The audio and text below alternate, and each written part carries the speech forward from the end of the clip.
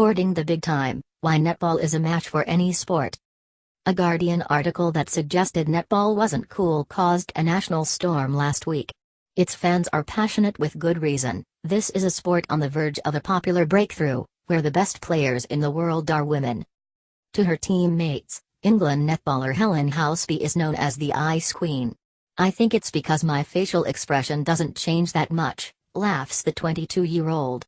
"The way I like to play is chilled and calm. It's a useful attribute in a sport so fast-paced that players leap about the court as if dodging bullets."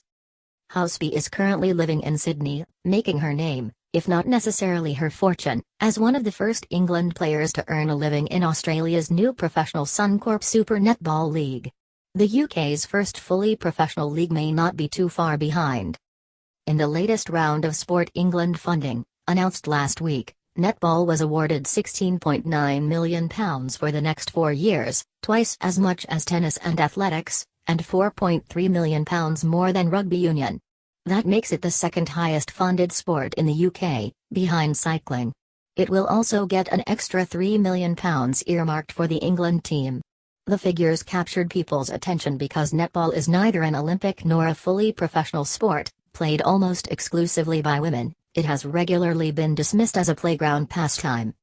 But this was no shock lottery win. The continued investment in netball is proof that many, including sponsors and TV broadcasters, believe it is ready to find a much larger fan base. Which is one of the reasons why, last week, when Morwa Ferrier wrote on the Guardian site that netball was uncool, the response was as fast and furious as a wing attack sending a charge down. Tracy Neville, the England coach, appeared on the Today programme to talk about it. England captain Mags took to Facebook, and hundreds of fans defended their sport on Twitter using the hashtag #NetballOnTheRise. "It definitely generated a bit of noise from the community," chuckles Helen Wynne, England netball's head of programs and partnerships, "and you sense she's not entirely unhappy about that. The game today is athletic, dynamic, energetic. We need to change the perception from the school playground sport where you stop, start, pivot." If you watched England's game against Australia on the BBC earlier this month, high scoring, with a dramatic climax and players flying at each other, you will have noticed the similarity to basketball, one of the undisputed coolest sports on the planet. But it wasn't just the sense that the accusation was unfair that riled fans. Netball has been pushing so long for better recognition of its players and skills that Ferrier's words felt like friendly fire in the battle for gender equality in sport. Advertisement. It is a point that Ferrier, who plays the sport regularly, accepts. "It was meant to be a light-hearted piece," she says, "and I think if there was more coverage of women's sport, stories like this wouldn't be jumped on as emblematic of a bigger problem." It also doesn't help that image issues are a well-known factor in creating obstacles for women to play sport. 13-year-old girls want to be cool, that's a fact, wrote Agbs. So what do you think printing in a national newspaper that the sport that they likely partake in is uncool is doing to their confidence and self-worth? Perhaps both arguments, however, missed the most salient point, which is that netball, a sport that employs only 150 full-time staff nationwide, is at the sharp end of the revolution. An insatiable global demand for sporting entertainment, combined with the professionalization of everything from women's football to rugby to cricket, is about to transform the way women's sport is viewed and played. And netball, overlooked by the International Olympic Committee and ignored by newspapers' sports pages, has shrugged its shoulders and become a model of innovation, fashioning itself a space in a crowded marketplace, without the help of any men's game on which to piggyback. In terms of participation, the hugely successful Back to Netball campaign, now a regular feature at leisure facilities up and down the country, capitalized on the sport's biggest asset. 98% of women in the UK have played the game, almost certainly at school, but most drop away in their teens, never to return, because team sport isn't traditionally where women hang out together. "Our strategy is built on insight," says Wynne, "and talking to women has shown us that they often feel guilty about spending time away from their families, so when they do have some time to go out, they want to socialize. We make those sessions really welcoming and accessible, and we educate our coaches so that when people walk through the door, it's not no chatting, straight on to training, but the netball is their social time." In the past 6 years, 750,000 women have taken part in the program. Creating winning teams isn't as important as making sure they grow in confidence and creating a community feel. That said, league numbers have grown steadily over the past decade from 60,000 to more than 100,000, and the pace of change in the elite game has been equally remarkable. Tamsin Greenway, who won 67 England caps, retired in 2015 and now coaches the Coventry-based Wasps team, which joined the expanded Vitality Super League this season. She can still recall the awkward conversation with her parents when she decided to give up her ambition of studying at Cambridge University. At the time I was getting straight A's and looking at doing an English degree. But I'd always wanted to play netball for England, and I remember walking into the kitchen telling them I was going to do a sports diploma instead at a university where I could play top-class netball. My dad's face just dropped. It was a big sacrifice for a life of financial insecurity. There was no professional future in netball. In 2000, Greenway played in the grand final of Netball's Super Cup in front of 50 people. The competition comprised just 6 teams.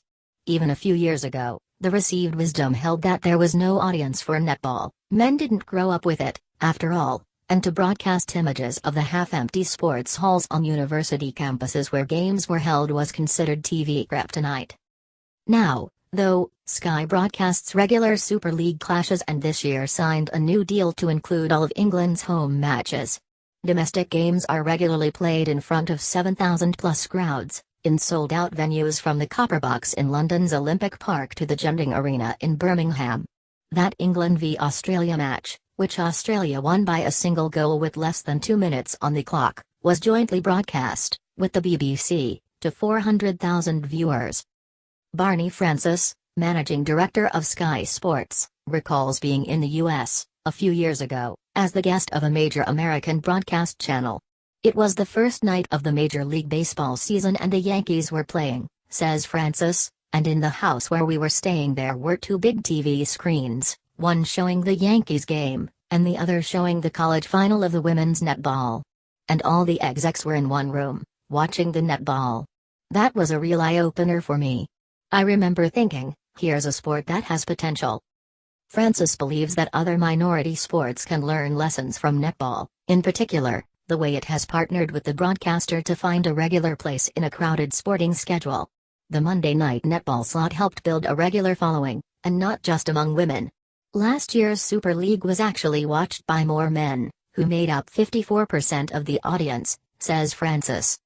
Appealing to a male following is not, however, considered a priority, or even particularly desirable, among the netballing community. In certain environments, mixed netball really works, in universities, for instance, or at a social level, says Wynne.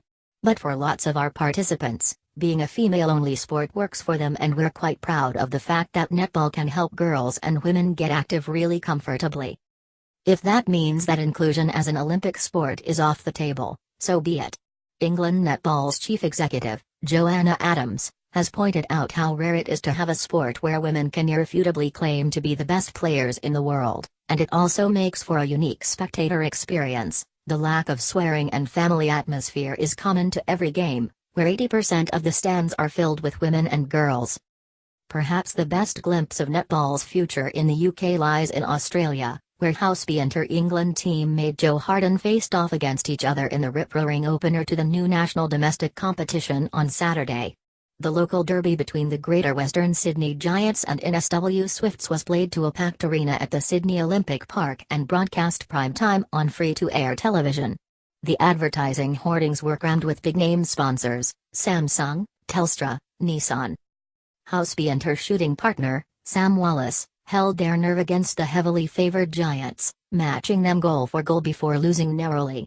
Wallace, who hails from Trinidad and Tobago and played for Hertfordshire Mavericks in the Vitality Super League last season, is an extraordinary athlete, powerfully shoulder-checking her opponents, and sending the ball through the net with an almost nonchalant flick of her wrist. Powerful, fast and deadly, she is a ready-made superstar of the sport. Housby herself has already been taken aback by autograph hunters, as she sat in the stands at a men's basketball game. The professionalism out here is quite different, she says. The demand for netball is incredible.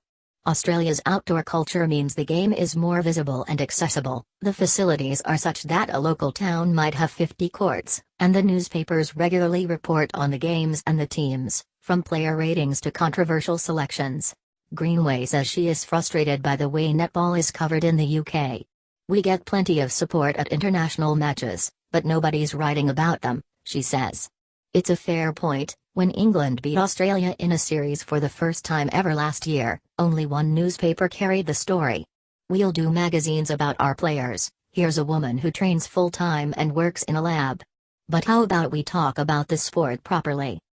Ferrier's remarks, and the furore they caused, are, of course, great examples of this, but as she says, we don't play sport to be cool, we play because it's fun, good for us, and because it's a communal activity.